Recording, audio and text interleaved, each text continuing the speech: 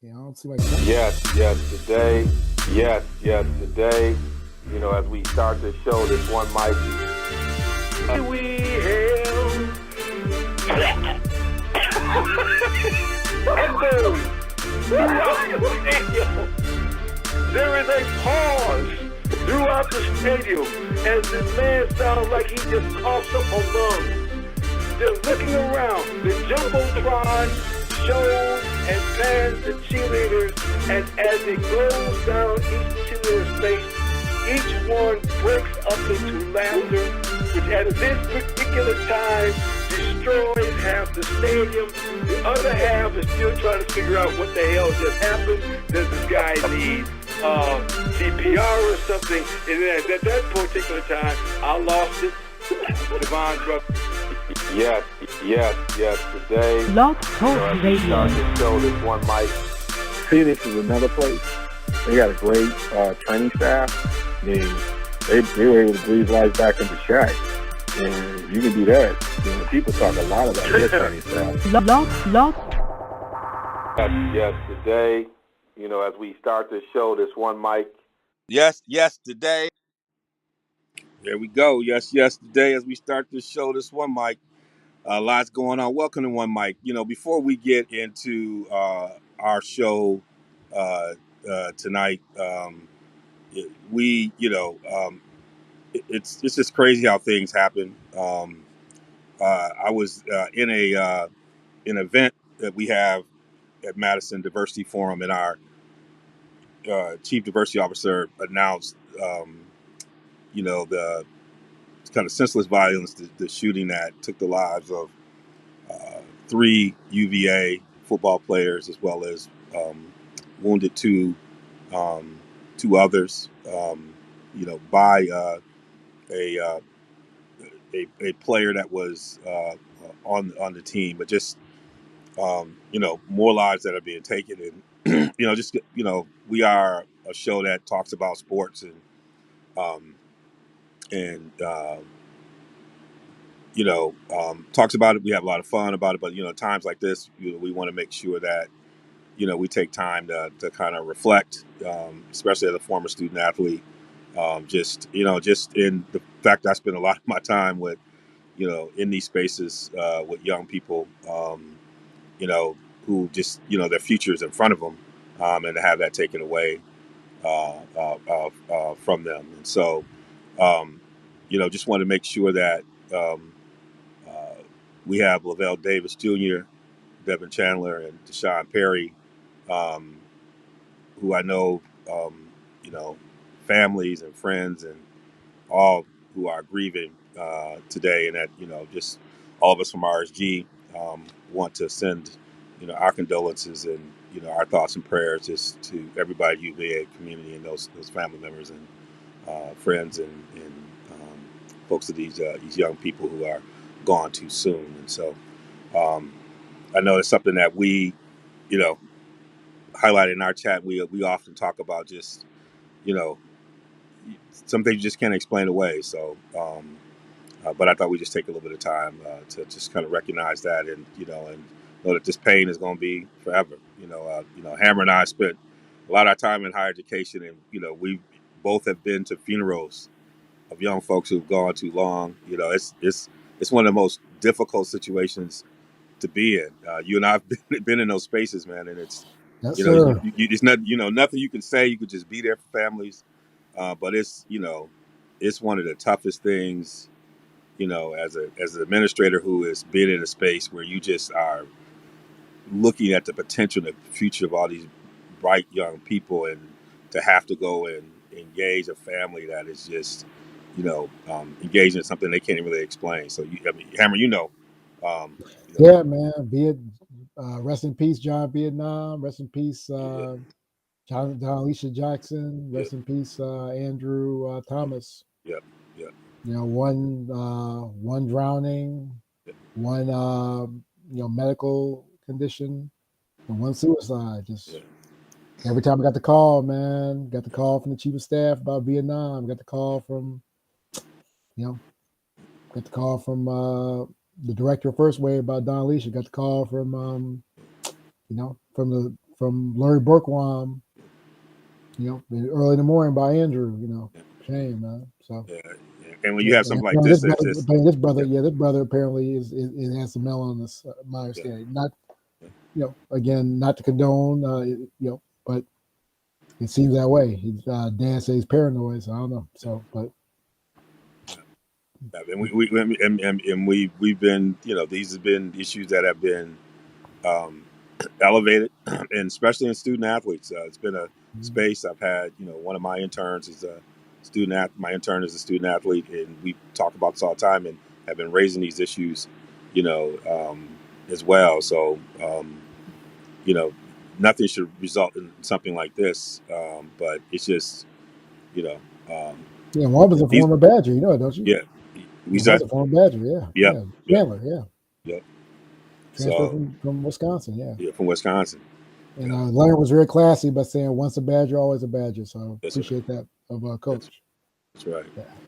All right. So, I know we're going to get into the show, but, I thought it was important to we talk about life, man. I mean, again, this is sports intersecting with life. You know what I'm saying? So, I mean, the camp has been shut down for 2 days of grieving. So these young men were snuffed out. So, I mean, they got people who should not have weapons, not to get political here, have capacity to kill people. And these weapons they ain't made to hunt deer. They made to hunt people. So let's just keep it real. Plain and simple, not even a political statement, because I've shot guns before. It's not, I ain't against guns, but I'm not for guns that are not only designed to destroy people. That's what we're designed for. Yep. So we've got to figure this all out. But in this moment, it's lives lost. So Darnell, no, there's a place for you if you want to jump in, but we will. It's I think we. It's a sad situation, but it's especially sickening coming from somebody that you called your teammate at one point in time. Like, you played sports. I'm pretty sure Carl played sports at one point in time. But what do we always break it down to after practice? Yeah. Family on three. Yeah. And just think that one of those guys that you once called your family would kill you in the day. They had the chance. But yeah, it's just a sickening thing. And of course, our prayers go out to the families. And of course, ain't nothing that we can say can make anything better. But hopefully, things will get better in time. Well, we'll be here. Hopefully, at communities like UVA they'll rally around, and the pain will be deep, but folks will be there for family members and support, and even when it's you can't explain it. I think this is the time where we just got to be there for each other. So this is something, particularly across the higher ed community. People galvanize pretty quickly around this because we all know how difficult it is to get these things. So we'll move on into the rest of our show. I've made a change, so I want to bring the listeners into my world. So I commute. I'm on the road an hour, and I finally got my car upgrade. Now, Hammer's known me for a while. I've seen my other car. Knew I had a lot of car problems, to the point where my mechanic would not let me drive the car off the lot. He was just, no matter what you got. So I finally got a car. And then I had a generational upgrade. I discovered this thing called CarPlay. I didn't even know I could do that. I was just a generation behind it. But it created a whole new app feature of which you have where you can text message, but it's a voice message. But it allows for the screen to pop up when you get a message. And normally there's not a lot of activity when I'm commuting early in the morning. I stop and get my donuts or not my donuts, but my Dunkin' Donuts coffee, or I'll have prepare something in the car, and I'm kind of just floating along. Well, the other day, I think it might have been Monday. I'm on the way. I'm getting ready to get my mind right. I'm supposed to be on a panel early in the day, trying to get my head right. All of a sudden, all I see popping up my screen, I see Darnell, I see Carl, I see Darnell, I see Carl. Like it's a rapid thing. It was like a chat stream going on. And when I stopped at the to get my Dunkin' Donuts, I looked. It looked like Carl had written a thesis. Darnell had written a thesis. I was like, what are they even talking about? I even had to respond to them in the chat. And it reminded me that some of our best topics, I'm always searching for topics, and I'm like, they're right there before my eyes. And particularly with these two individuals, will create a topic. So this opening episode that we got here is really the chat room, you know. And one of the things they're talking about is, where's the best fit for Dion if he left JSU? They talked about A&M, Auburn, and Nebraska was in there. I don't know, and I can't even follow the flow of it. So I'm gonna let you guys rebuild that conversation. First of all, who started it? Well, it started. Yeah.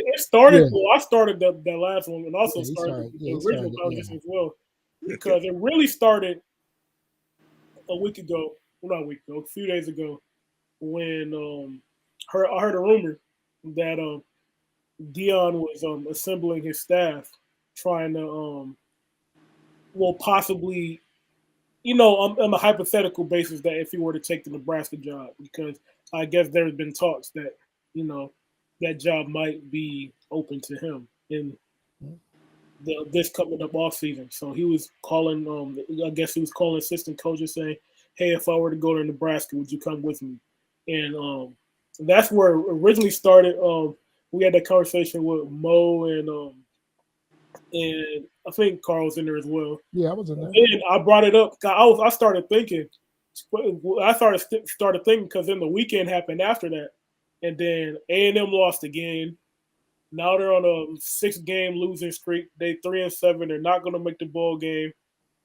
Jimbo Fisher is still the head coach. He hasn't been fired yet, but I just thinking I've been hearing stuff that maybe with A&M's financial backing that they Feinbaum said it ain't happening. Feinbaum said it ain't happening. Feinbaum said it ain't happening. So it ain't happening. Well, I don't listen to Paul Feinbaum. So that's what I'm saying. I haven't been watching him, so I wouldn't know. But pretty much, I was thinking, and I said, Dion. If Dion's leaving, I was like, if Dion's leaving, I think he should go down to Texas A&M and fix Texas A&M, because you see the talent that he's already brought in there, and somebody like Deion Sanders, because you already know after a season like this that with the transfer portal the way it is, a lot of those guys are going to be in that transfer portal, and some of those guys are going to leave, right? So if you have a guy like Deion Sanders come in there, he can bring in some new buzz, bring in some new energy into the program, and maybe retain some of that talent and bring some more talent in as well. And I think that would be probably the best situation right now for him to take that next step on a big stage, because now I got all this talent. I'm in the SEC.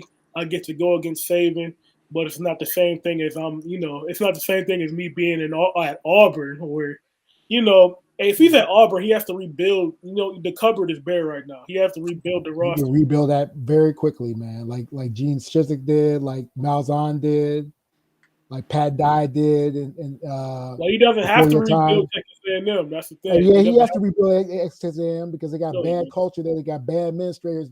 Why you give Jimbo Fisher? Let me finish. Why you give Jimbo Fisher a $70 million buyout after he's been a mediocre? He was worse than Kevin Sumlin. We don't have to talk about that. That's another show. Worse than Kevin Sumlin, and because he got a recruiting class, a bunch of suspects, not prospects, suspects.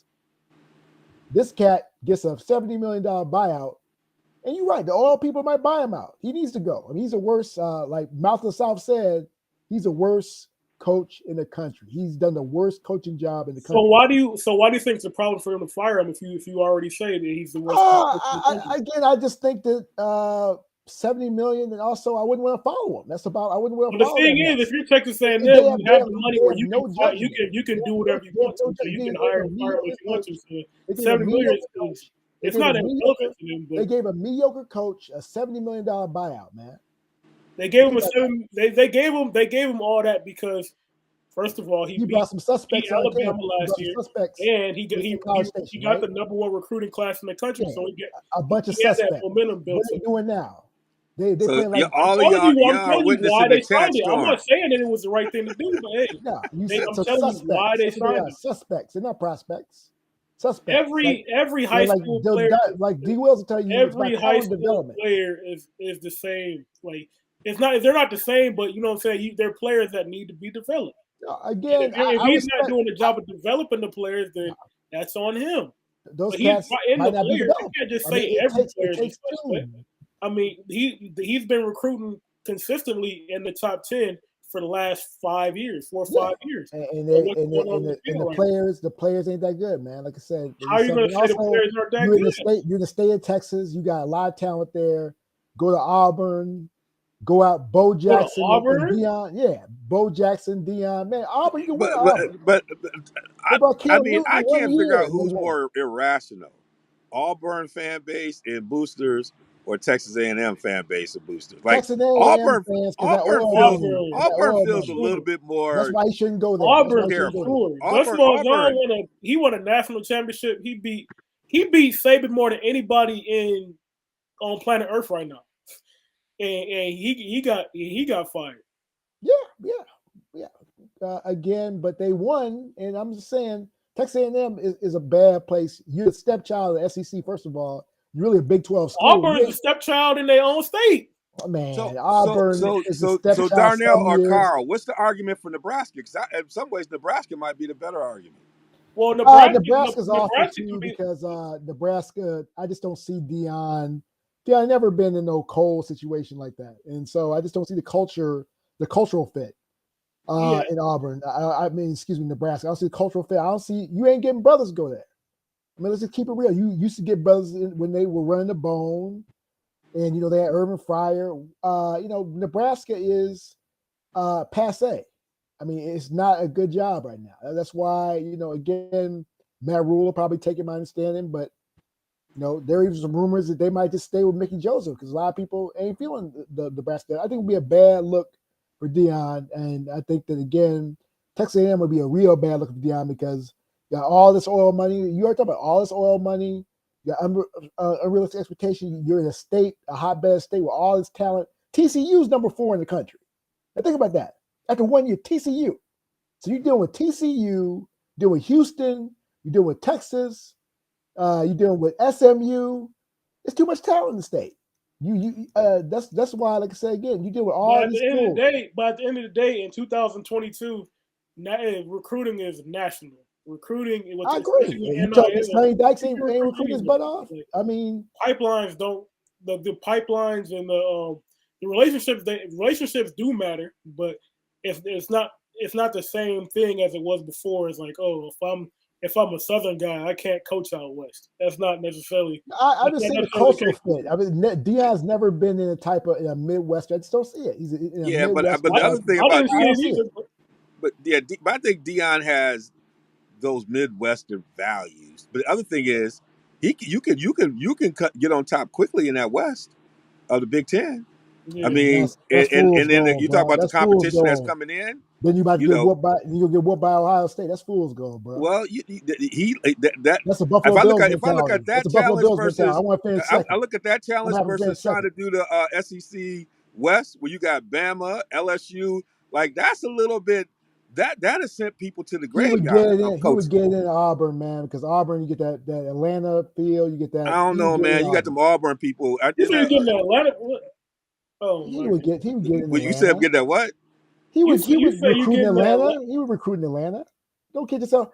He got something against. He got something better than Kirby. Go down now. Go ahead. Go back. So when we're talking about Texas A&M. You were saying that. Let's start there. They got to compete. You say Houston. Y'all got me giving me a snap. They got to compete with Houston. They got to compete with. I'm just talking about this tons of talent. You said they got to compete with SMU. But now you talking about Auburn. You talking about Atlanta. In Texas. Atlanta is Kirby Smart's. Atlanta is Kirby Deion, who play. If you a kid, Whoever is you Kirby gonna see Smart wants in Atlanta, he Dion can taking get. five-star Whoever recruits Kirby and going Smart to wants in Atlanta, he JSU with can get. 5-star And if recruits. he telling can't get him, y'all, he's going to all the Alabama. listeners, this is my chat. Now No, think about me again, driving no, up the man. highway You telling in the me electronic version of Prime this. can't? All Prime has to do is show the punt return where he high step for 50 yards, and he got Cat signed 11-10 immediately, man. Like, I'm with Prime. Don't kid yourself, man. Race matters. The Like same West said, race thing will be matters. true at Texas A&M. No, it's not gonna be Texas. You don't want to be with that administration, man. They have poor judgment. They gave It's the same thing with Auburn. Jimbo You never speak went about on. the They got poor judgment. All Auburn. right. You guys, I'm gonna say this. That's a winning segment. We're gonna come back to it every week. This is why that's a winning segment. No, Y'all but you didn't two finish. are I got to finish hilarious. this. I got to finish this thing though. Okay. That's not the bottom line. Is that we talked about let's how we came together. You talk about how we came together. We'll make it quickly. I don't want them there at any of those places. I want them at FSU. I want him at Florida State. Yeah, but Mike Norvell's messing Florida it up State's this not year. open Mike right now. Norvell, the chickens will come on the roost of Mike Norvell, and then that's when crime will come down there. Because see, he stay at JSU for shatter his whole career, and then you go to Florida State because Norvell will have a bad year next year, and then they're gonna take it. He'll take it over, or they might fire Norvell anyway, or Norvell might go to Arizona State. He's got an Arizona State connection. I would dip to Arizona State because he can't handle it in Tallahassee. Tempe's perfect for him, but Tallahassee ain't for him, man. So Norvell, it'd be great if he bumped back west, go to Pac-10. Florida State That's is better getting better little by little. Yeah, and then Dion would swoop in Florida State, then take Shire with you, and then we talk about Heisman campaign going on. So I hope that's something. Mike Norvell was LC at Arizona State. So Florida State's coming off of beating Syracuse 38-3. Yeah. I know Miami's down now, but they beat Miami 45-3. Yeah. They playing for Norvell. I mean, they beat LSU this year. I mean, they're good. They're not firing Norvell this year, but you hired to be fired, brother. Young, you know that. No, but you said he can't do it in Tallahassee. I'm saying it's his second year, right? Bro. 1 year, bro. Yeah, he building. He building. 1 year. Well, wait till next year. You need one to get two. Man, bro, he's got 2 raggedy years. You need one to get two. You can't get two if you don't get one. I think they're saying, a broken clock is is right. 2 times a day. So the bottom line is he's just lucky this year, man. He ain't that good of a coach. They all start out lucky. Then you find out that's just what they do. He need to go to Arizona State. He need to go to Arizona State and go where he belongs because he ain't ready for the ACC, bro. Okay. He ain't ready for the ACC. He ain't ready for the ACC, bro. I don't know if anybody can say they're not ready. The ACC. That's what I'm saying. What is it? I mean, Clemson's struggling. What are you talking about? Clemson is the Pac-12, then the WAC-12, as we say in the hood, the WAC-12. Oh my goodness, you're killing me. You're killing me. This segment's gold. This segment's gold. The Pac-12 is better than the WAC-12. The WAC-12. The Pac-12, the Pac-10. First of all, I'm not calling them Pac-12. They Pac-10 to me. They always been. You have the right to say that because you have roots. I'm an alum. The Pac-10, is better than ACC. It's a WAC-12, especially when it comes to football. Right now, they still got USC, UCLA, Oregon. Man, USC can't stop a nosebleed. Neither can Clemson. Great offense. They can't stop a nosebleed. No, Clemson got a good defense. They don't got a good offense. I'd take USC over Clemson right now if they play next week. I take Oregon over Clemson if they play next week. Clemson got that work. I take Oregon over Clemson. I don't know about that. I might take Washington over Clemson. You cats. Look, yeah, Penn Jr. get in, man. Our viewers, our family. Great. So yeah. Now y'all heard this. We went on. I don't know how long we've been on. We've been on for almost 20 minutes. Now imagine me driving and these two doing this in the electronic version. All I'm seeing is names. So we found something. Y'all delivered. Y'all brothers, y'all delivered on this one. All right, we're gonna get the word on the street. Wiseman is going down to the G League. Now, my thing, this is the thing about this is why Golden State is like playing different. Because they did the same thing with Jordan Poole. And Golden State is understanding. I think some teams are getting this. Is that this is almost like baseball uses the minor leagues. Go down and have those pitches, or you have those rotations, you get those minutes, you get those at bats, all those things you could do to kind of get you in the groove and then bring you up and allow you to do whatever. I mean, even you might have someone like Alex Rodriguez on doing some training stuff down in the minor leagues. So using this as an opportunity to develop. I Yeah, hear people rehab. look as a criticism, but I just think it's brilliant. This kid is showing some stuff, but continue to refine them. I think when they did that with Jordan Poole, Jordan came back up and went to another level. And I just wanted to get a thought of that from y'all in terms of Wiseman going down to the G League and the way folks are using the G League, as a continued tool to develop young players. Well, Anybody first can of jump in. all, Go ahead, Darnell. I mean, there's two tools. I There's was saying, two first of tools. all, this Go season ahead, Darnell. for What the you say, Warriors, Darnell? it seems like Steve Kerr, he a lot of times he uses the regular season to experiment, and especially with lineups and stuff, and see what kind of things will work and what stuff won't work. And it seems like a big point of emphasis for him this year was to see what are we going to do with these young guys, right? So he's been giving them a lot of minutes. Kuminga, Wiseman, Poole, Moody. There's a lot of guys in that mix, and right now James Wiseman he's underdeveloped. He's very talented, but there's a lot of things he doesn't do well. He doesn't screen well. He doesn't have good hands right now. He's messing up defensive rotations. So, and when you have a guy when he's not performing, he's hurting them. And him and Kuminga as well. Like at the end of the day, you can't play all of them, right? Because you have to have guys that will keep the culture and keep the way that the Warriors play, right? So at that same time, you still have to get him reps because right now he still is underdeveloped. So you're going to send him to the G League so he can play big minutes, for a lot of games, like you said, like they do in minor league baseball. They're going to do the same thing, and hopefully, after he gets some, more season, and they can bring him back up, and maybe he can contribute. Yeah. Right now, I mean, your point, and it makes you think. Well, the people coaching your G League, the people managing that environment can be probably some of your most important people in your organization in terms of how they handle and develop and understand like what the plan is, right?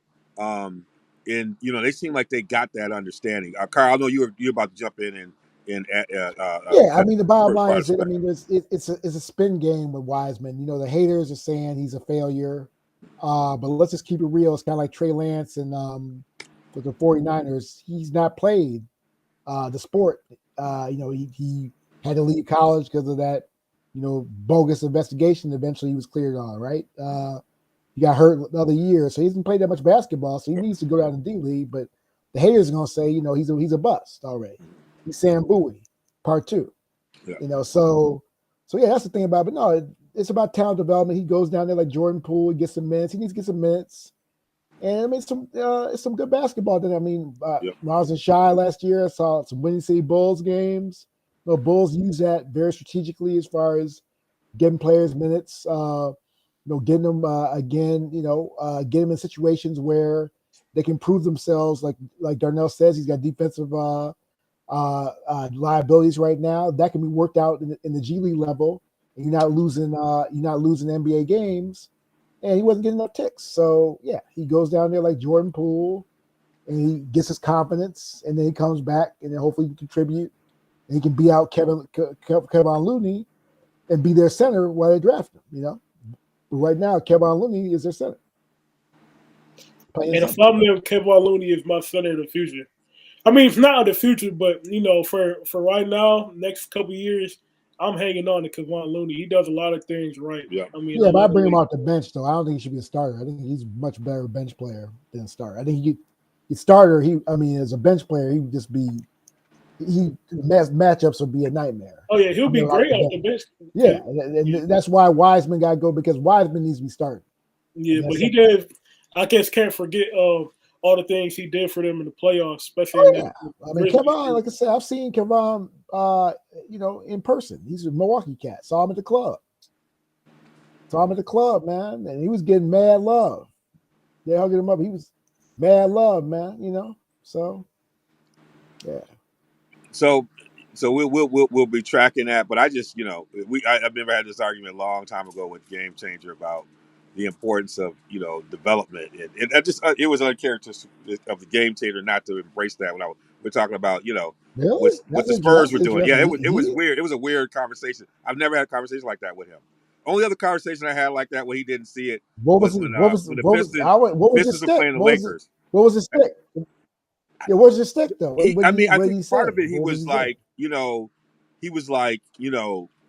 if for him, I think he was, and it wasn't with a fixed mindset, but he was like, you know, you don't have the time to develop players in the league the way it's constructed.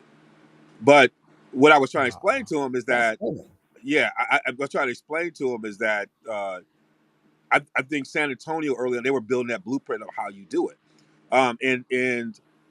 Even, you know, as you were beginning to see, you know, the use of the G League in ways in which you were seeing some of those early models, you know, people learn from baseball.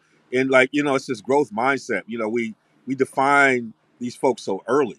And, you know, I just think, I think Golden State's just doing that at another level. But, you know, I think Toronto does a really good job of that. You know, there are teams that are just growing their own in some ways.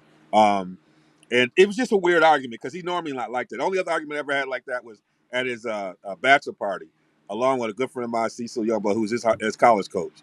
And we were arguing about the finals when the Pistons played the Lakers. That was when the Lakers had Malone and all those guys went over there. And I was like, it's about to be a bloodbath. Yeah. I said, Detroit's just a different place, y'all. And I was the only one on that side of the table.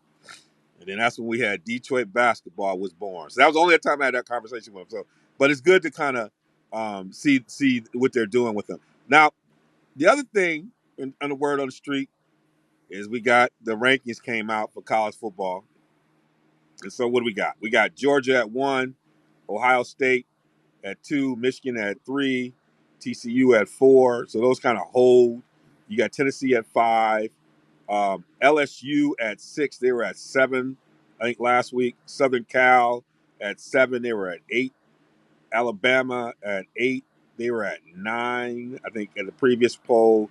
Clemson at 9, they were at 10. And then Utah at 10, they were at 13.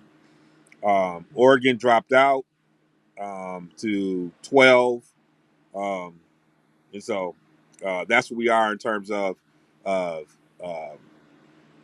way the rankings working this week. What are some of your thoughts? You got LSU sitting here at 6. You got Tennessee sitting here. TCU answered the call at Texas. Michigan and Ohio State kind of holding, and Georgia holding. How y'all see? Y'all see TCU running the table? What do you see where we're at? What's your predictions? No, I don't see TCU running the table. No, I don't. And I think again, 3 and 4 are just absolute frauds. Michigan's not played anybody. TCU's not played. I mean, they've been the whole bunch of teams aren't playing. And I'm just keeping it real. Who is Michigan played this year? Like Louisiana Tech, Southwest. I know y'all got love for your home state. But who's who has the best? You know who has the best record? You know who has the best record today in terms of percentages, in terms of strength of schedule? TCU. That's in terms of strength of schedule. Their ranking is they're ranked ahead of everywhere else. Yeah, and you have to consider those wins they had in the Big 12. You need to minimize those wins. That's strength of schedule is one of the weakest metrics. You just talked about Michigan's strength of schedule. That you just said is one of the weakest. Did you just hear that, Darnell? Did you just hear what he just said? They should be the top 4. He started with a criticism of the schedule. Then I said TCU. Then he criticized strength of schedule. Where are you? This is your lawyerly training. This is you are flipping and flopping. What's going on, man? What kind of you done box yourself in on the argument? Flopping at all. I'm giving you real. Darnell, those wins. Darnell, what's your position? Hold it, Darnell. What did you? Hold it. I'm gonna ask you 2 things. What did you hear? And then what's your position? I heard what you heard. He said, Yes. he said Michigan ain't playing nobody, and TCU ain't playing nobody either. They haven't. When I told you they have That's what the in terms of schedule the is the strength of biggest schedule, bump. they're ranked higher than these other folks. And you said strength of schedule is a weak evaluation. You just made that criticism against Michigan. I don't know how you do both. Your strength of schedule has apples to oranges. How is it You can't apples to tell me oranges if it's that strength when of you play schedule? in the SEC, You either let me strong or you're finish. not. Strength of schedule is based on the winning percentage of the people you play. Now, if you're in the raggedy Big 12, yeah, you're gonna have these people with these gaudy records. It's But gonna look like they you build it spent. off a whole bunch No. That's called strength of. Those That's are two not different strength of metrics. schedule. Those are two different metrics. There's strength of schedule, and there's strength of record. Strength of record. What's their like FPI? That's what I want to know. What's their, you know what I'm saying, their remember that FBI they used to have that real metric that showed it factored in, you know, a schedule, if they were at home. It was much more the strength of schedule. SOS is a bunch of BS, man. You try to tell me the Big 12 win That analysis was is the same what they used for is TCU. The a quality SEC of the win? schedule, man. You gotta I'm be just trying to kidding. tell you. I'm just Well, trying to the tell thing you. about the Big 12 is If TCU played in the Big, if TCU played in the SEC, they'd be a 500 team. Real talk. the structure They'd of be the a Big 500 12. team. The structure of the Big 12. I ain't scared of Kentucky. Kentucky whooped their. I ain't scared of Vanderbilt. They just beat Vanderbilt just won one. Yeah, but anybody afraid of Come on, Vanderbilt? man. Come on, They help ain't been me afraid out. of Help me Vanderbilt out. since Paul Johnson. Help me out. Help me out. Come on, Hammer. And James Franklin too. They ain't been afraid of them. Come on, Hammer. Yeah. I'm talking about the top two. All right, Darnell. Let's get over here. I want to. No, the structure of the Big 12 gives them a bad rap because all the teams play each other. It's a round robin schedule. Yep. So you look at the teams like, oh, the teams TCU has played, they all have losses. Well, of course they all have losses because they all play each other. I mean, that's just the way it goes. Like if everybody's playing each other, somebody's gonna lose. Like at the end of the day. Yeah. I'm saying, like I said, Sonny Dykes has come back. I mean, he's really where he needs to be. Cal was a terrible place for him. He's back home in Texas, where his dad was a legendary coach at Texas Tech. But you know, again, I'd say right now I'd go Georgia, Ohio State, Alabama, Tennessee. Alabama at 3. Alabama, you can't put Alabama. Like this is Alabama at 3. Come on, I'm telling you, Bama. You are like they don't look like that's biased. Bama That's lost biased. on the road. They don't look like that. Don't give me that. Lost on the road to. They lost on the road. Don't give me that. Wait a minute. Did you watch Alabama versus Texas? Yeah, yes. They look bad, but they look bad. Again, come on, man. They looked great last week, though. You have to use the same. We talk about equity lens in our work. How did that same Texas team look against TCU? They got slaughtered. That's right. That's my understanding, right? There we go. Yeah. So yeah, but can we have equity lens? Yeah, we have equity lens. Can we do that? Yeah, that's all I'm asking for. I think on a neutral site, they would get blown out by. Yeah. A neutral site, they get. I'm talking about equity. On a neutral site, Michigan would get clobbered by. I guarantee you, the betting markets would say Alabama by 12. I guarantee you that. Okay. I guarantee. I wish we had better right now. I guarantee. You believe that on a neutral field. You believe that? I don't believe that. I don't believe that. I think they learned a lot. I don't believe that. Who are your go-to guys? Who are you scared of at Bama? Who am I scared of? I'm not scared. I don't see anybody I'm scared of. There's a lot of guys. There's a lot of guys last year I would be scared of. There's a lot of guys here before I'd be scared of. I ain't really scared of who they got right now. Will Anderson. Well, I'm not scared of Will Anderson right now. He sees a cut and he's gone. But that's about it as far as the playmakers. We're talking about I'm afraid of. Yes. And I mean, it ain't bad being some years being 10. That's okay, Hammer. That's okay. That can happen someday. That's okay, man. USC ain't better than Bama. All right. I want an argument. Darn, I'm gonna push you on this. I want to argue. I want you to build a case. You are building a case for this team. What's the argument for USC? They got some three. They got ranked opponents coming up here. Is there an argument for USC? Give me an argument. Who's their Who's the rest of their schedule? They got who they got? They got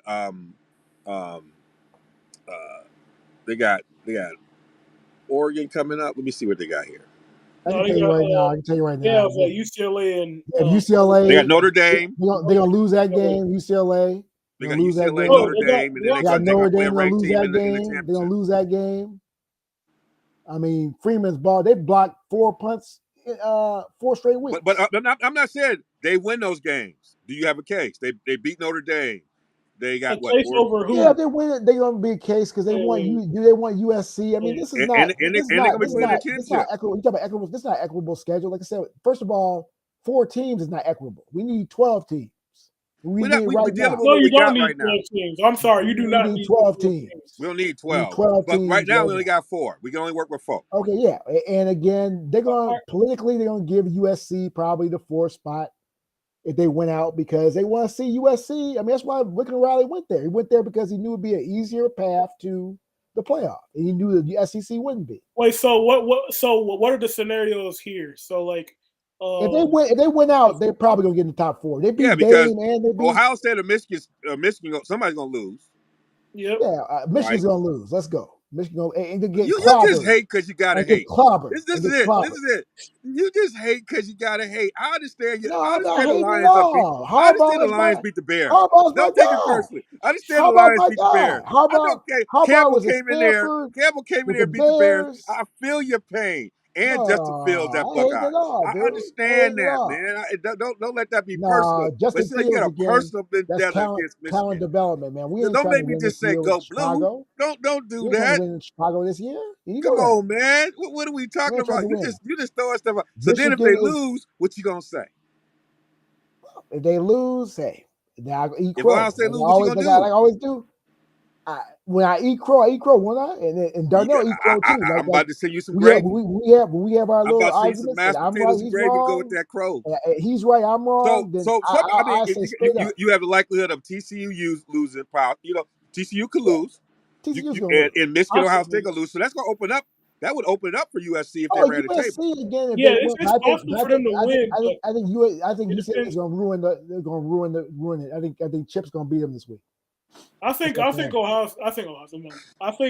needs some help because I think if Georgia loses in the SEC championship, I think 2 SEC teams get in.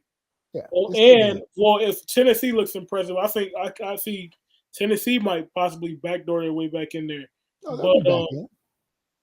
But yeah, if USC is a Pac-12 champion, I see them getting in. Yeah, they're gonna get in. Because Tennessee won't have a championship game, and that's precisely. They won't have a championship game, but it's political too. But they're gonna get smoked. You got to play a championship game. Well, they'll get smoked. But you know who's the original SEC? They'll have to get a championship game. Alabama. The original SEC killer is USC. When USC was popping, they were beating up SEC teams like they stole something.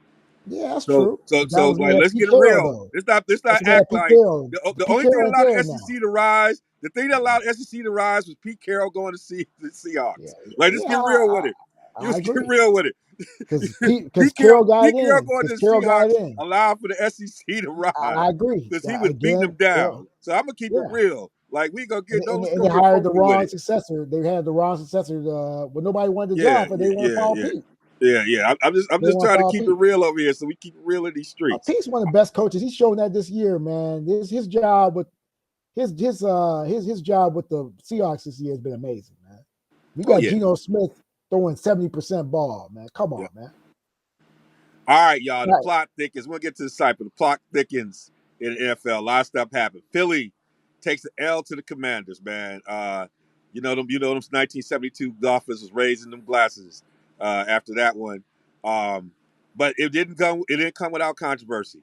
Missed the face mask on my boy Dallas Goedert. That was just a terrible call. I mean, the thing about it, you see the camera angle from the referee, but like the guy that was in midfield or somebody was like looking right at the play. I don't know how they missed the face mask. It was like they're terrible. D. Wills. Have you seen the referee this year? The Bears have lost 3 straight games because the refs are stolen the games. It was crazy. I think they had a mess up in the Buffalo and the Vikings game. So somebody too. I like Mo Red. We need to get you out of the college game. We need to give them that review up in there with the NFL. doing something over there. But hey, the Commanders got it.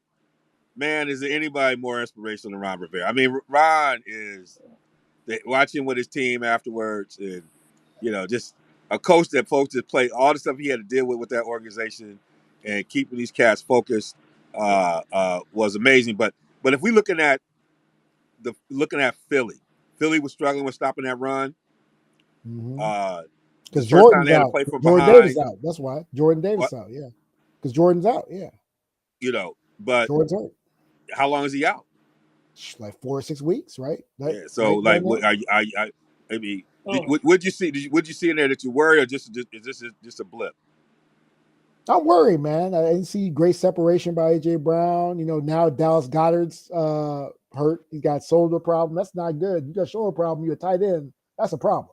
It doesn't hurt you blocking as well. And again, I didn't see the exposure by Miles Sanders. He looks suspect. Well, the problem is I had Miles. They got Dallas. They got Dallas coming up. They only ran him twice in the first half. Yeah, and one time I saw him running, he was getting yards.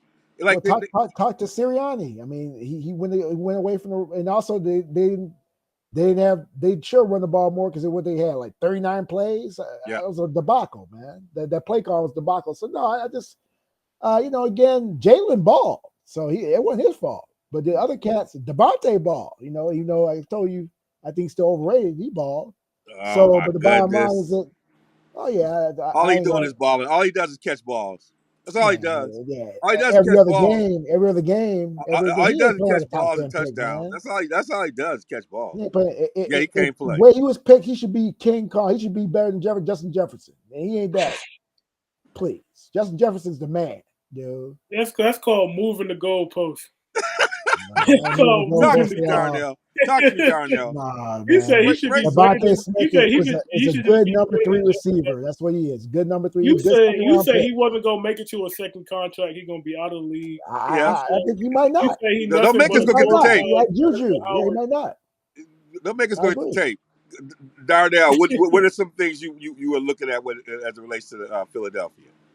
Well, I think they just had a bad game. Everybody has a bad game. I mean, I don't think, as Aaron Rodgers would say, RELAX. They'll be all right. They'll be all right. All right. And then Jordan Davis, of course, is going to help when he Vikings look great, man. They look. The Vikings. They lost to Philly. They lost them on the road, right? Though they lost on the road, right?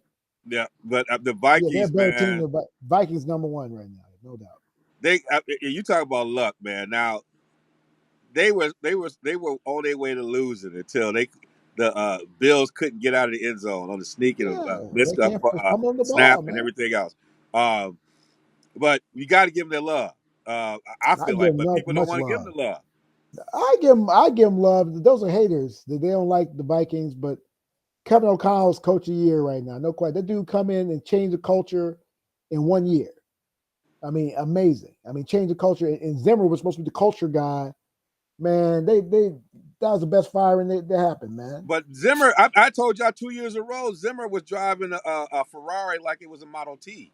The problem with Zimmer is that they took the governor off this year. Yeah, well, they let that thing run. They let the thing run, and again, Zimmer was holding back Kirk, and people hating on Kirk. Kirk's a good baller too. I mean, Kirk disrespectful. He had some questionable throws though. I was going back and forth. He did. There's moments where they remind you why the people get on him, and there's moments where you need to respect his game, but he take you there. I respect his game, man. Everybody, like Darnell said, everybody bad, but he's a solid. He ain't suspect that he's very good, and very good is good in the NFL at high level. You got a lot of cats that ain't very good. The Blake Bortles of the world, they sitting at home right now watching the game with us. Well, Justin Jefferson, what he does know is you can throw it anywhere near him, he gonna catch it. So he understands the assignment. Darnell, did the Bills come back to earth? What do you see that they need to work on? What are some of the things that you saw in that on the Bills side? I think with Josh Allen, like he's a guy that takes a lot of risks. He's a high leverage player. You know what I'm saying? And a lot of times you make a lot of when you take a lot of risk, it comes along with some mistakes, and that could be his downfall at times. But hey, you got to live with it. I mean, he's Josh Allen. He's an MVP candidate for a reason. I don't think there's a reason to worry at this point. I think his health is going to be, something you have to look at for the rest of the season. Like how does his elbow respond? But I think for right now, I don't think there's cause for concern just yet. Because the Vikings are a good team. They showed they're a good team for the whole season so far. They just haven't, they haven't gotten the buzz because they don't have the polarizing quarterback that everybody looks for. Yeah. I think I like to see them commit to the run a little bit more than they do. I think Josh can play off of that a little bit more. Just a little bit more. Commit to use it. I mean, why trade for Nyheim Hines and not use him? That makes no damn sense. Yeah, I mean, what's Dorsey doing? Yeah, one catch for 9 yards. I mean, that guy could open up the field for McKenzie, open up the field for Gabriel Davis. It's malpractice the way Kevin Dorsey. He's up there throwing the surface. He need to get back in the lab and get some plays for Nyheim, man, because Nyheim can ball. And then you give him open space in the flat. With Singletary too, you get both of those cats. I put both of those cats in the field at the same time. You got a nightmare going on, and they playing Nyheim like he ain't even there. One catch, come on, RSG family, y'all got one of our chat phrases target. from Hammer. It's malpractice. Malpractice. He said it was malpractice. Dorsey, someone need to throw a surface at him. Him throwing a surface down, throw a surface at him and tell him to wake up. The former you said it's malpractice. All right, Dallas falls to Green Bay, y'all. Is Green Bay back? Are they turning the corner? Is that a solid one, or is it just a blip? No. I think Christian Watson's good. I think he's getting better. But as a team, no. I think, especially with the injury to Rashawn Gary, you know what I'm saying. I don't think they got a run in them at this point. My thing is, if they understand their strength is the running the football, like sometimes you get caught in that fool's goal. They don't, and they just don't believe that. And again, I've been saying it in the chat. These cats who want to be known as geniuses rather than just being coaches. Like sometimes everybody wants to run the analytics and going on for the number of times I saw people going on 4th and 1 or going to some of these situations or going for 2 when you should just go and get the field goal. It's like people are running too much stuff, and like you can look at it and say, you got 2 good running backs, one really good one, and they don't even get any touches. And then in this game, you see what they can do when you focus on them. And so, I agree with you. I just don't. Another aspect of that is how is the power dynamic? Like, is with a guy like Aaron Rodgers, are they allowing, kind of like in Brooklyn, are they allowing the coach to, have? I know he calls the plays, but can he really do what he's thinking? You know what I'm saying? Can he really, no, have his imprint? You know what I'm saying? Because you watch every game this year. Comes from that Shanahan tree, you know what I'm saying? So usually, that's their type of. He didn't have a dynamic offense. He was with the Titans. So he's playing the Titans. Know him like the back of the. Just full disclosure, I got tickets. I'm going to the game on Thursday with my girl. So yeah, I got tickets. One of my guys hooked me up. So face value, I had, So, but the bottom line is that Tennessee gonna whoop them like they stole something. King Henry gonna run on them like they stole. That's the wrong place to have King Henry and Lambeau at night. Those cats gonna be walking away from him because you don't want to hit that dude in 30-degree weather. Your bones gonna shake, bro. Your bones gonna crack up. That brother, man, like I said, that brother came next to me. I was just like, I'd be like the mad dog, Olay. I'd be like, ain't no way that big brother, man. No. Well, we gonna see. They know the that's the one thing I don't bet, but I said if I did bet, man, and I had a lot of money, I would put a big. I saw that line. I was like, they think the Pack are back to Vegas apparently. I saw that line. I was like, are you kidding me? This is a team that they were one Mike McCarthy dumb play away from losing. And now you got him against Tennessee is 7-3, man. And Tannehill's back. People sleep, and that's another guy, captain. People hate on. Ryan Tannehill's a solid player. He ain't spectacular. He's solid, man. Very good. He's not great. And he coming back. He looks good right now. And like I said, King Henry, Burks is coming back. Burks is fresh. Burks gonna ball out. Watch. Burks gonna ball out. Robert Woods gonna ball out. Watch. Let's make sure we wrap up on this one. I wanted to, the Dallas defense was getting run on. They look like they're a little bit more vulnerable. And in Dallas, I was watching some of the stuff. I like CD Lamb, but sometimes he's lazy with his routes, man. Yeah. But that's the culture of McCarthy, though. That's the culture of McCarthy, though. Yeah, he's lazy with his routes. McCarthy allows that mess. And you can see Dak getting frustrated because when it worked, it worked. When it doesn't, it doesn't. And that's that discipline. That they didn't get OBJ. The defense is getting run on.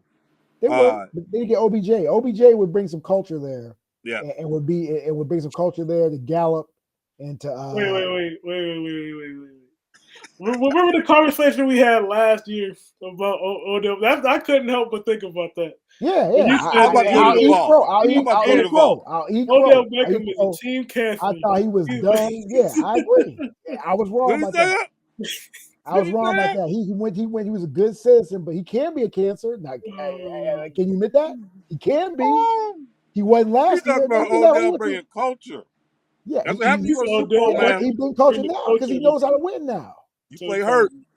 He knows how to win. He knows how to win. Play hurt. He knows how to win, but he didn't do that in Cleveland or in New York. Come on now. Let's have religious history here on one mic, RSG now. That was, again, I saw he matured last year. I give him credit. Okay. I thought he'd come there. In LA. I thought that's the worst place for that brother. That brother be at the Hammer club with a all growth day. mindset. Hammer with the growth mindset. Because once you in that Hammer box, you stay in that thing like it's a dungeon. No. Because I know if that was the case, then I would be hating on. I like I said, I think OBJ can bring maturity to the wide receiver room. Now last year, if someone had told me that, I would laugh in their face. Yeah, no doubt about it. And I'm like, this is a captain. They were partying. I remember when they lost the Packer game, they were out in Miami partying, God knows what doing, and got crushed. I was at the airport. I was like, these cats, man, they drunk, still drunk from South Beach. Trying to play football. Come on now. All right, we talking about Odell coming. Brady, they get a win against the Seahawks team that was surging over in Germany. Man, don't sleep on Tom Brady, man. Tom had 2-game winning streak all year. He wasn't that bad this year. Their running game has been the problem in Tampa Bay, not TB12. And Julio now healthy. You saw Julio with that. Julio looked like old Julio in that touchdown, bro. I mean, Julio play like that some more, they don't get it in, man. Yeah, I think this is a 17-game season, so there's a lot of football still to be played. Again, the South is so, the NFC South is so whack, they're going to win that division, man. And don't watch out for them. Fournette's getting lathered up now.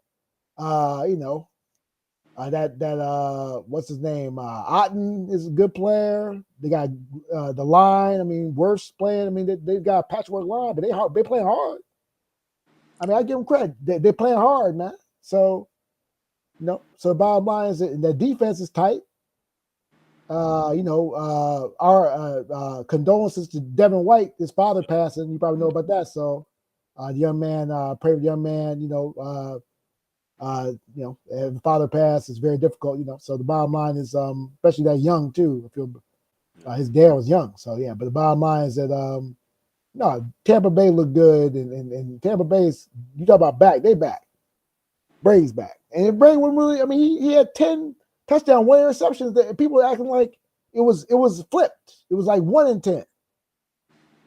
Well, I think part of the problem, and people were pointing this out, was that, and it wasn't with Brady, it was just the execution on the other side. Some of the receivers dropping balls. It just seemed like they're a little bit off.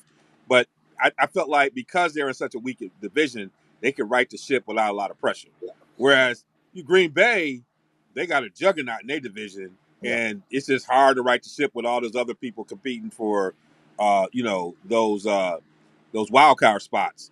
It's just whereas they always were in a position that even if they weren't battling for a wild card spot, they could right the ship enough to win their division, which I think give them something. The team that I didn't have on here, the game that we didn't have on here, we had them Colts against some Raiders. Josh McDaniels should be fired today. That's all I gotta say. Like he should be fired at 9:53 Central Time PM.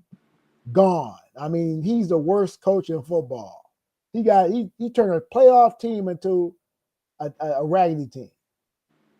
They're gonna go get Jerry Tillery, and they're gonna turn him around. Please, my man, Saturday. Oh yeah. Saturday. He didn't win that game. McDaniels lost that game. Real talk.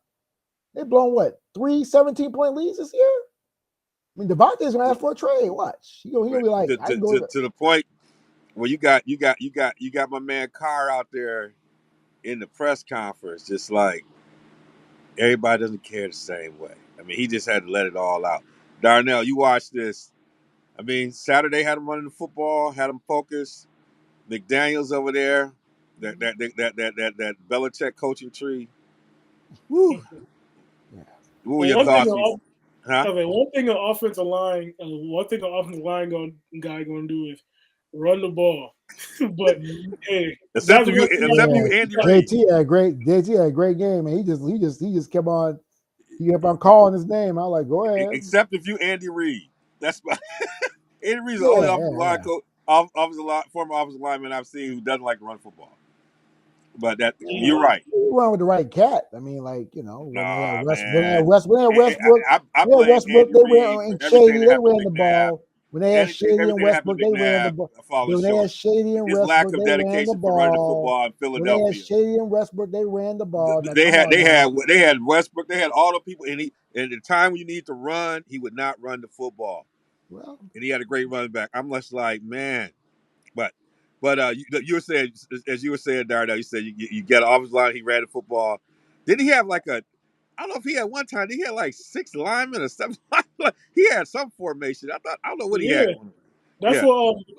Minnesota does that a lot. Yeah. Well, not the Vikings, but Minnesota Gophers. PJ Fleck. PJ they do that, and actually Dan Campbell and the Lions. I've seen them do that. But just playing to your strengths. And one thing about being a head coach, about delegating. So I'm not that surprised they were able to win the game, especially against a team like the Raiders that's been reeling. They didn't win the game.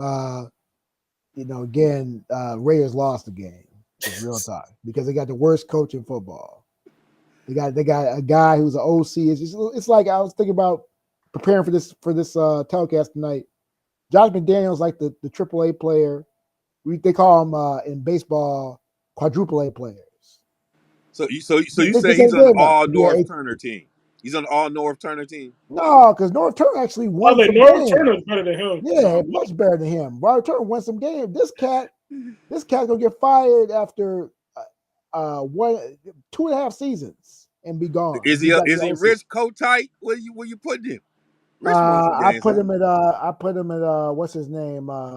Ray Hanley. Somebody 1 year away, he's terrible, dude. Just not a leader of men, man. I mean, you saw some of the quotes talking about I can make a high school quarterback a Pro Bowler. Come on now, nah. And like I said, he's had three meetings with Mark Davis this year. He's gone. You know about Black Monday, he's long gone. I hope his realtor. I hope he sells the house. I hope he rented. All right. Well, we will check that. So the worst. The worst. On the Indianapolis side, hey, however he got the job, one of the things I think you just said, one of the important things about being a head coach is being able to manage the organization and the process. If you know how to work through people, you can make a lot happen. And that part you do, though, you think Saturday can do. He knows how to build it. Saturday's a people person, man. I mean, again, like I said, I don't like the hire. I don't but like the again, process. I like the process, the hire. Yeah, you're right. The process is the most important thing, not the hire, because the hire is because of the process. So yeah, that's a good point. So the bottom line is the process is terrible. Ursa did what he wanted, and he's gonna do what he wants. They need to revise the Rooney Rule in season, I think, too. This is a shame because it's bastardizes the Rooney Rule. But the bottom line is that again, Saturday's got the personality. He's delegating. He's bringing leadership, and Frank Lorette is just not a leader. He's not a leader. I mean, he's part of the Buffalo Bills. Enough said. He knows how to lose. That's why I hear a Buffalo Bill. You know how to lose. That's the bottom line. You're a born loser. Y'all. Well, we had a lot we hit today. We had a lot to hit today. We're gonna hit this parting shots. It was good. Next time you will see us. We will be covering the Mile Invitational. That's what our hope is. We'll be heading out this way. Have the guys jump in and plug in with this on a lot of stuff happening over there in Maui. Going to be a good tournament. See some good teams and tap into the rest of the world of sports. So look forward to getting that off the ground. And so you'll see some promotions for that and as we get into the week. But we want to kind of party shot so we can close this one out. This has been a good show. Had a lot of fun with you guys. You guys were on fire as usual. Let's go with you, Hammer, and then I'll hit it, and then we'll end with Young, and we gotta get that flavor. We end with the Young boys. That's what we're gonna do it on this one. Yeah, folks, great. Having show was great tonight. I'm gonna be critical about one of my people I like because the national media I think lost their damn mind. But Justin Fields ain't no MVP candidate. Okay, I mean I was up watching KJM because I got up early this morning watching Get Up. I'm like, am I hearing Chicago radio or am I hearing national radio? I'm like, these cats sound like Chicago radio. They sound like the Yahoos on Chicago radio talking that jack. I'm just like, these cats are making millions of dollars talking crazy. Justin Fields is a phenomenal talent, but the one reason why we lost the Lions, he threw a pick trying to target commit. So I don't want to hear this nonsense about he's an MVP. Orlovsky said that, and Graziano and Greeny, man, come on, man. The guy is, again, maybe the most improved player in the league. Yeah. They have a play like that, but he ain't the MVP in the discussion for MVP. Are you serious? Yeah, that's the biggest joke going, man. I mean, you got, obviously you got Justin Jefferson, I think, is in the conversation. You got Josh Allen's in the conversation. You got Tua's in the conversation. But Justin Fields, great year. I mean, running his butt off. But again, MVP.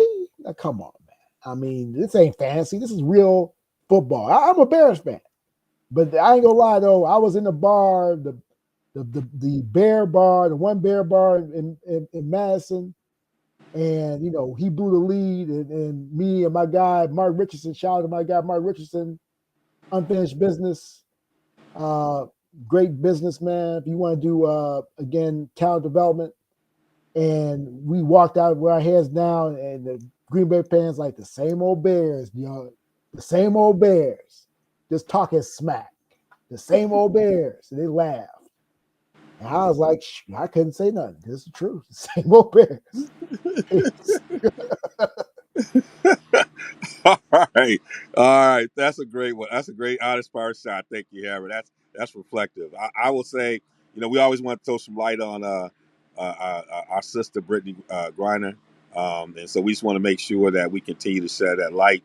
Hopefully she'll get home, somewhere in a penal colony right now. Hopefully that we're finding ways to get on. But I mean, the Russians are revving up this stuff. This is incredible, but. Hopefully there's ways that she can get back to us. I also want to talk about my man Tomlin. Great victory over New Orleans. Streak of winning seasons. Mike T is gonna find his way. I just it's just something about what Mike T does. They got TJ Watt back, so I just gotta throw some love out to the Steelers to continue to battle, make that happen, and Y'all gonna mess around and see Mike T make a little run. He ain't had nothing to do with the playoff, but he just, he don't know any other way how to do it, and he just demonstrated that over this weekend. And you consider to see them Steelers making their way out, especially with T.J. Watt. So I want to throw a shout out to Steeler Nation on that. A lot of love on that one as well. Let's throw it over to the young and to close us out. All right. So one thing I've been paying attention to in this football field world was college basketball. Man, college basketball is kicking off. We got a commitment. I think it was yesterday. Was it today or yesterday? DJ Wagner. I think we all knew DJ Wagner committed to Kentucky. Ooh, DJ Wagner, Wagner, Rob Dillingham. This is going to be a special backcourt in Kentucky coming up. Ask you one thing though, not to interrupt you. Who plays point? Who plays two in that? Are both of them combo guards? I don't know. They're both like combo guards. That's what I thought. Yeah. I don't know. Yeah, they're both combo guards, right? Basically, they can play both positions, right? Shoot, I don't know, but that's going to be something interesting to watch. Because if you ever watch Rob Dillingham, he is something else. he is something else. But yeah, that's one thing I've been paying attention to. And Michigan State, they look Gonzaga in the eye, they look Kentucky in the eye, and they said, we're just as good as you guys. They fell short to Gonzaga off of missed game-winning three from Jaden Akins. But tonight they did beat Kentucky in double overtime. So looks like Michigan State is trending in the right direction. And the last thing I want to say about college basketball is how NIL has saved college basketball. Because I saw some of the promotion they've been doing about college basketball nowadays. And if you think about it, a lot of these guys we're talking about, like a guy like Hunter Dickinson, a guy like Oscar Tshiebwe, a guy like Armando Bacot, Caleb Love, R.J. Davis. You know what I'm saying? A lot of these guys would have went pro 4 or 5 years ago, but now that there's the NIL scene and they can legally make money in college sports, we're starting to get back to the way things used to be, where guys would stay 3 and 4 years. And I think it's great for the sport. This is Darnell signing off. Great way to sign us off, brother. All right. Until next time, we'll see y'all on the other side. This is RSG, One Mic. Please go check us out at realsportsguys.com. Real Sports Guys on all our platforms. Please go check these guys out as well.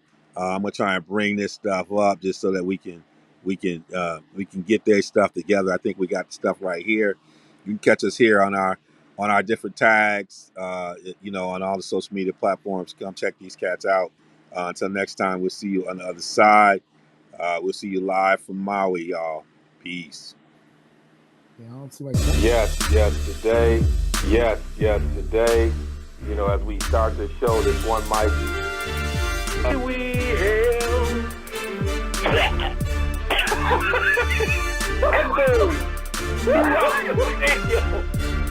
there is a pause throughout the stadium as this man sounds like he just coughs up a lung. Just looking around, the Jumbotron shows and pans the cheerleaders, and as it goes down each cheerleader's face, each one breaks up into laughter, which at this particular time destroys half the stadium. The other half is still trying to figure out what the hell just happened. Does this guy need CPR or something? And then at that particular time, I lost it. Devon brother.